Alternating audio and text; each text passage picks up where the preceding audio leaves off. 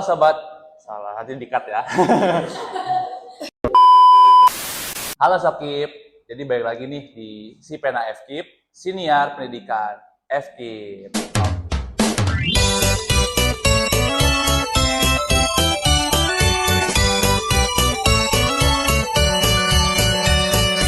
Oke, jadi kita muncul nih di podcast pertama kali ini tuh ada bintang tamu yang keren banget.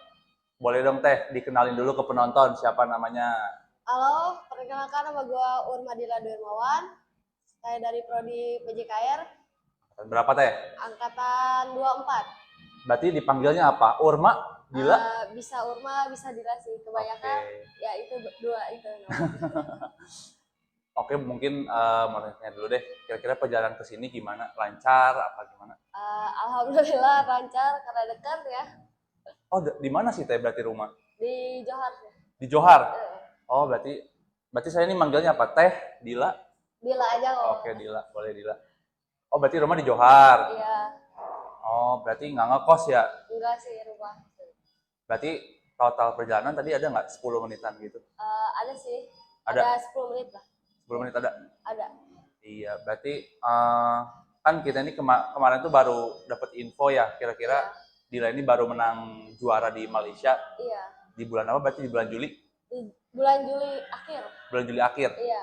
Nah, mungkin boleh dijelasin kira-kira itu turnamen apa sih nama turnamennya gitu. Terus berarti tingkat internasional kan ya? Oh, iya.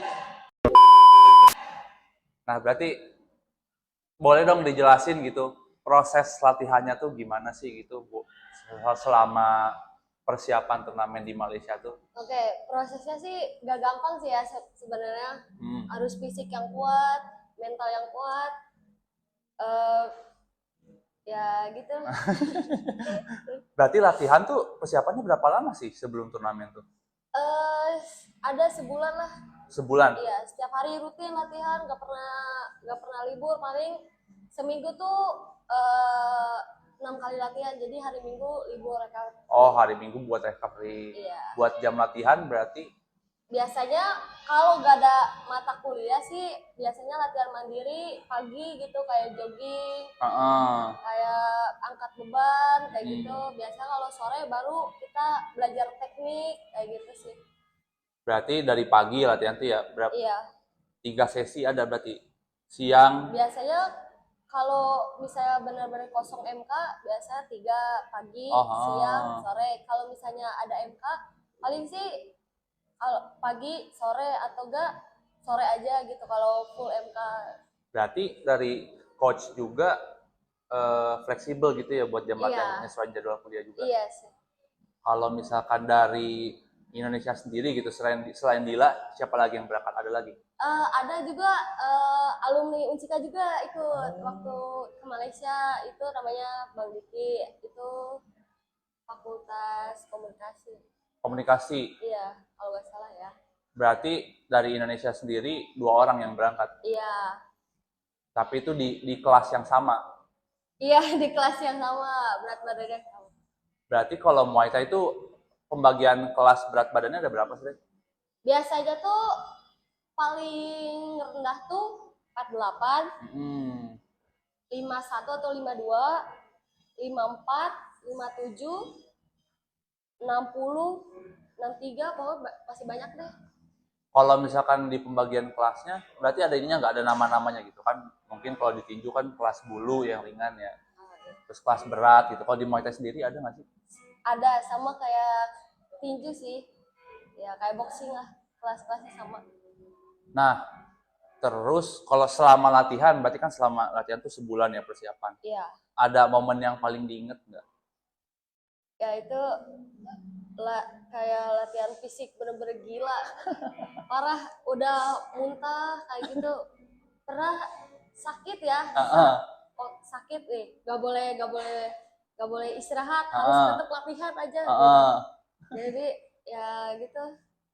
Harus bener-bener latihan banget. Tapi menurut Dila nih, menu latihan yang paling berat itu apa? Apakah di latihan teknik mungkin atau latihan fisik?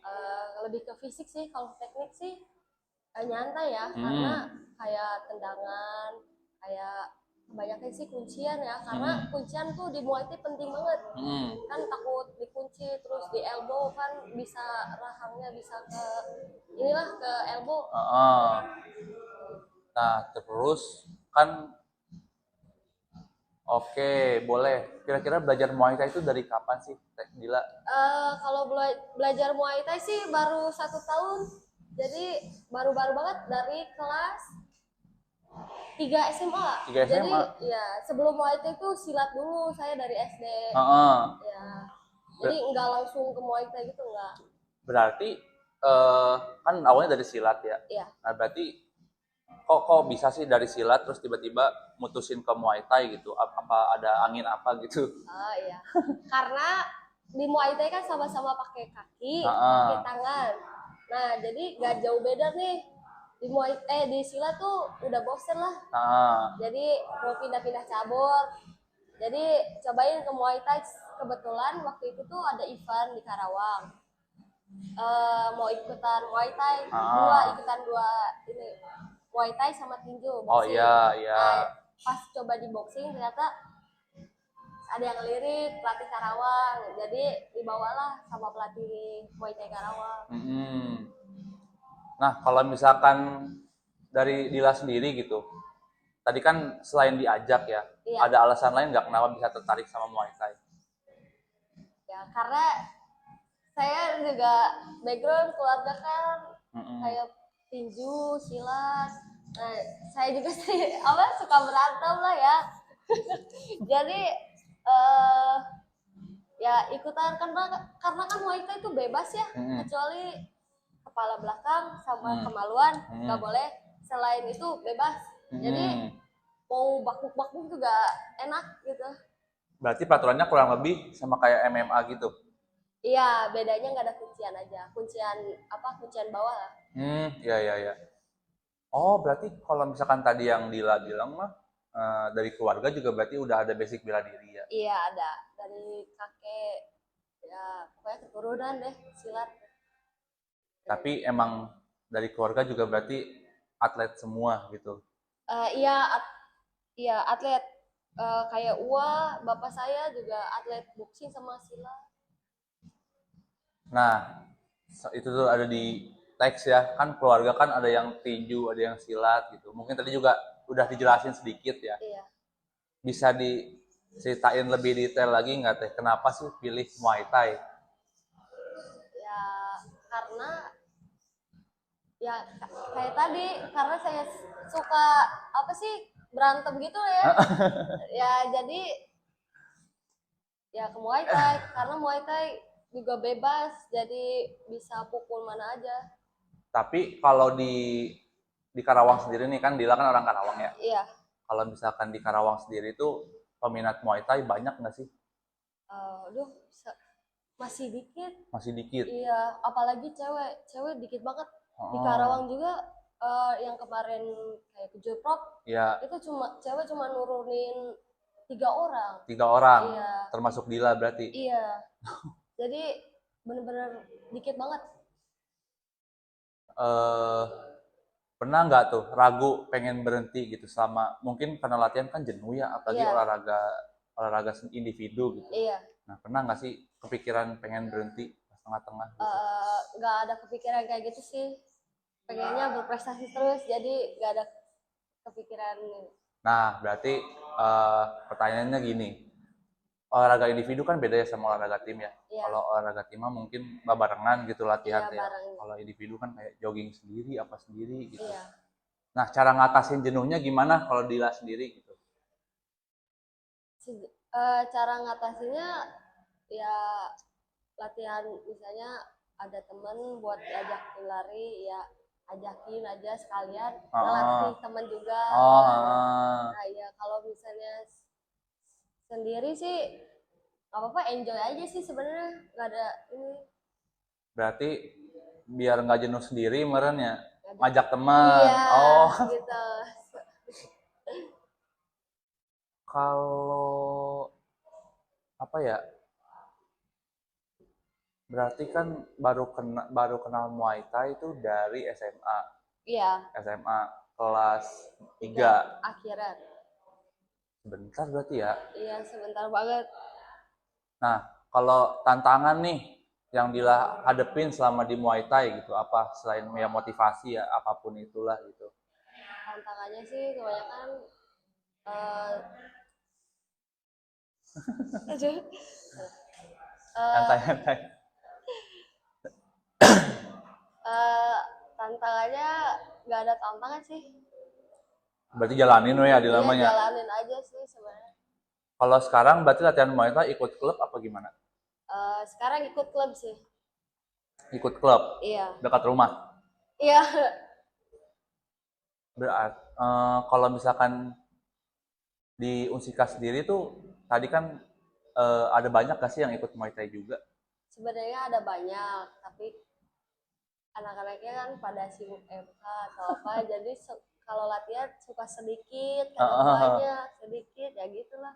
Nggak konsisten orangnya gitu. Berarti kan dilatih turnamen ke Malaysia ya. Iya. Nah kemarin tuh di Malaysia berapa lama berarti? Sekitar 5 hari lah ya. Ya sekitar 5 hari.